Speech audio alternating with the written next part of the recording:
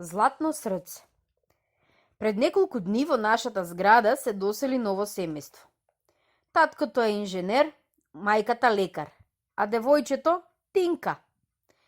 Еден ден си игравме во ширинката пред новото училиште што се гради. Тинка ја викавме уште и Златно срце.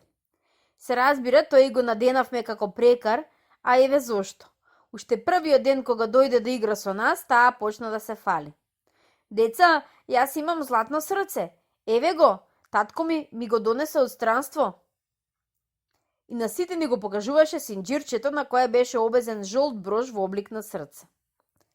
Во моментот кога си игравме, по тротоарот минуваше една старичка со две кошници во рацете. Таа се враќаше од пазар и по одењето се гледаше дека кошниците беа тешки. Оф, стенкаше бабичката, ми капнаа рацеве.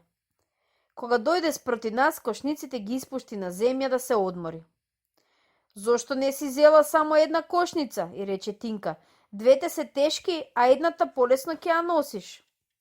Ех, зошто де, туфкаше бабичката, требаше да купам повеќе работи. Кога сакаше да продолжи, истрча Анушка, ќерка му на чистачот на чевли. Дај да ти помогнам, бабо. Старата жена не знаеше како да й се заблагодари. Ти имаш златно срце, чедо, рече. Навистина, ти имаш златно срце, повтори старицата. Ако не ми помогнеше, кој знае како ќе се одмакнев до дома.